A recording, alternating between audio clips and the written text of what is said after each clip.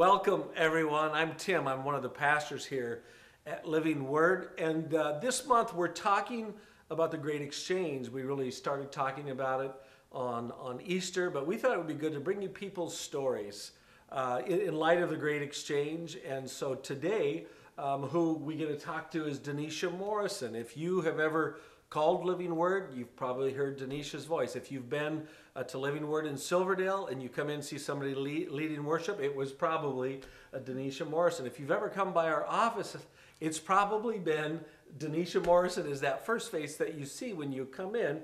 And so we thought it would be good to talk a little bit about what's behind the pretty face and to hear her story, because everyone has a story, and in light of what God has done for all of us through the Great Exchange, I thought that this would be the perfect timing to hear from DeNisha. And so I'm just going to start by just asking her a little bit about what your home life was like, where were you born, and just kind of fill in some history for us.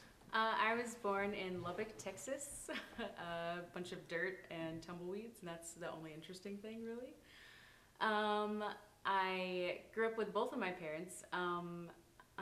We didn't really go to church that I can remember, like from the very beginning, but my brother started going to church whenever he was in middle school, and I was 4 years old when I started going to church, and my mom started getting into church again, so that was a cool thing that God did, was to bring my mom back. And I got saved when I was 7 years old and was able to be baptized with my mom. Cool. So that was a really cool experience for me. So no, that's okay. And you were you made your commitment to Christ at a camp somewhere. Yeah, at church camp. It's basically just for the girls and guys are split, and I went to church camp every single year until I was too old to do it, and I loved it, every minute of it. Yeah, I did as a youngster too. Yeah, great memorable moments that we have. So here you are. You're born in this family. It's you and your brother. He's an older brother. Mm-hmm. Okay, and here you're raised up. He began to go to church. Your mom and yourself followed after that. You've made this commitment to Christ, and so here's this family, and they're beginning to go to church, and you're just growing up with the tumbleweeds and the dirt, having a good time. But then, as I read through your life story a little bit, you talked about something that happened to you that I found very fascinating, and it's the idea of somebody gave you a prophecy. Now, explain in your easy words, what is a prophecy? Prophecy is just listening to the voice of God, and He's giving you a word for someone else who you may know or you most likely don't know. So. Okay, and so if God gave you something for me, you would come tell me, and then I would kind of hold on to that and say, okay, God, is this you? But God does work in that way. I know, because He has in Julie and my life, and really that is the reason why we're here as pastor today, is because somebody that was used with the gift of prophecy kind of gave us a clue to the path that we are to be taking. So you begin to grow up. And I read in your story that you kind of at times didn't feel like you fit in. What's the reason behind that? I was always too quiet to really have people get to know me super well, and I was just really shy. I liked to study, didn't really get into the whole like hanging out, seeing parties or anything like that. I just never really had interest in that, so I kind of was just there. Okay, so quiet, shy, nothing wrong with that. It's kind of a fact of life. And so, did you date a lot during high school, or? No, not always by choice, but mostly by choice. It was a really big issue for me, and it was really hard, and I didn't understand, because every young girl wants a boyfriend at some point in time. But yeah. Yeah, and so we'll talk about that boyfriend there in a little bit, but also as reading through your story, there comes to be a point where something pretty tragic happens in you guys' life, and it's something that I think really shook the core of who you were as a family. So kind of set that up, and then walk us through the story and what happened. It was my senior year, so 2008. My brother, he's 5 years older than me, so he was going to go visit a girlfriend, and it was really late in the morning, probably just the wee hours. And so he was driving, and we can only speculate that he dropped his phone because it was under the seat after everything happened. Dropped his phone, overcorrected, and his car just hit the bank in the ditch and just started flipping. And he was thrown out the back window because he wasn't wearing a seatbelt. But he was thrown out the back window and then thrown over 50 feet. Oh, So wow. he laid outside in the cold for about 4 or 5 hours before anyone saw, because it was late. There are no street lights, really just few far and in between, and somebody saw him. And so, yeah. So they saw him. I assume they called ambulances. They came, picked him up, rushed him to the hospital. Where were you when this was all taking place? Me and my mom were unawares at the store. We were getting ready for a party that night for New Year's for all of our family to celebrate, and we had no idea. We had been looking for him, actually, because we kept texting him and saying, you know, bring this, bring that for the party. And then his girlfriend at the time called us and said, is Josh with you? And we're like, no, we just thought he was with you. And so we knew something wasn't right, but we honestly just thought he was probably in jail. So we were going to go home and look at the bookings online to see if maybe he had did something and been in jail, because it had been in his past.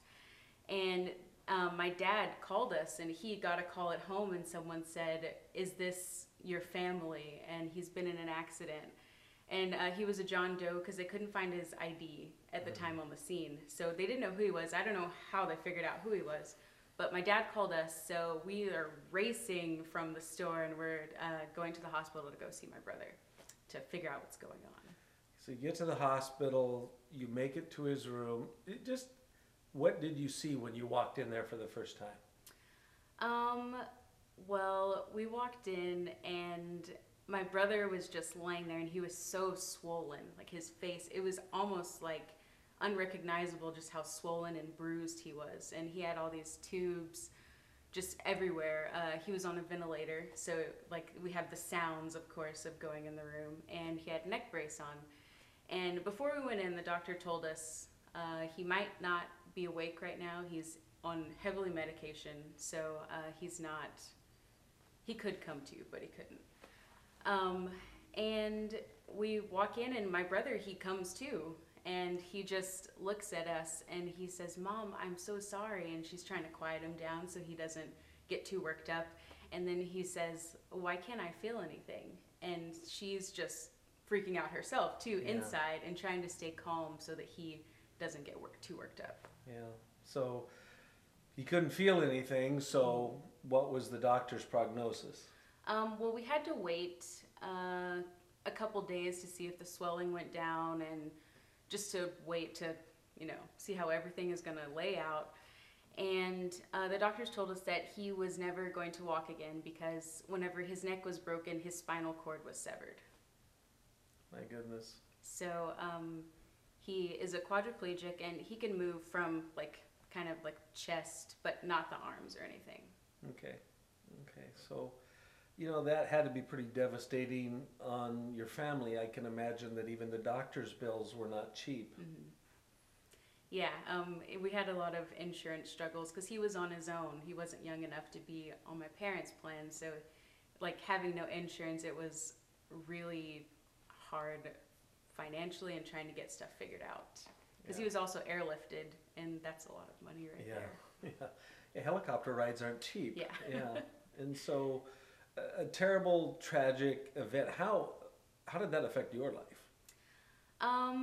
Well, I was in my second semester of high school, so I was already busy with going to cosmetology school at the same time. So I'm trying to get a cosmetology license and work on my classes. I had plans to go to a 4-year university and do a church music program to lead worship. But I had to give that up and go to a community college about 30 minutes away, which ended up being a greater blessing in the end. But at the time, it was pretty disappointing. Yeah, I can imagine a big letdown. And so even when things happen to other people, it does affect us, and it changes our life plan. And so how's Josh today? He's doing so much better than during that time. with the insurance problems, he was in the hospital and getting shuffled around. No one knew what to do with him because we didn't have money to pay for him to be somewhere. He is eventually put in a nursing home, and it just had really bad care. He got pneumonia and infections. He was in and out of the hospital, and he was fighting for his life the whole time. He died about 5 or 6 times, and we just totally didn't know what to expect every time we went to the hospital. But our pastor had got a word from God, and he told us that there wouldn't be any more attacks from the devil on my brother's life. And after that, like when my brother went to the ER after that for something, like his trach fell out. And that could be a huge deal. Yeah. But me and my mom, we just like, okay, we're standing on God's word. So we prayed and we go to the hospital, and like we are not freaking out, like nothing. We were just totally chill. And we walk in and my brother is just laying there like, just he looks like he's sleeping. Like nothing's wrong with him. Wow. Totally fine. Wow. So yeah. Yeah, it's amazing what God's peace will do in your life when you know, and again through prophetic word, God spoke to you and gave you that peace that you needed to kind of hang on and keep going. So yeah, your life changed. You went to a community college. What did you study in college, by the way? I studied commercial music. I felt like God was leading me to do worship, and at the time I didn't understand because I don't like being in front of people very much at all. Which reminds me, you were prophesied over as a young girl. What was some of the things that they said to you personally that you held on to? They told me that, well, they hit on the point that I didn't fit in or feel like I fit in at all, and they said that I was meant to be a leader, and I just kind of brushed it off because I didn't think that would happen, and I look back and I laugh because I do worship. And they also told me to make God my first love, and he would bring the man I was to marry, because I didn't date, I didn't feel compelled to choose any of my suitors until Jeremy came along. Jeremy came along, and here's this young Navy at the time. Yeah. Navy guy, won your heart, and you guys were pretty old when you got married, right? We were 19. 19, sweet, sweet. So here it was, God gives you a word, it comes true, you're a leader. Not only does she lead worship and basically run everything in the office, but she also has a home group at her house. And so it's amazing what God can see in us that even we don't see in ourselves. So here you are married, and Jeremy, you know, with the Navy, he's kind of in and out, but you filled such a great role here at Living Word, taking the lead, because honestly, I was freaking out when Kylie was going to move away, and you have filled in really so beautifully that just teaches me as pastor that, you know what, God has a plan, and how he raised you up, and even through many tragedies in your life, here you are today, and thankfully here there's no tumbleweeds, there's dirt, but it's usually mud, you know, so no Texas kind of stuff. But I want to just kind of close this out by saying, we've been talking about the great exchange, what God is doing in our life. And in light of that great exchange, because you've had to give up maybe some good things in your life, and maybe some of your dreams that you've had to give up, but yet what do you think you've got in return from God? So much. Probably one of the biggest things that hits me is knowing that God had a reason for me to be here, because my parents, they had lost a baby right before me.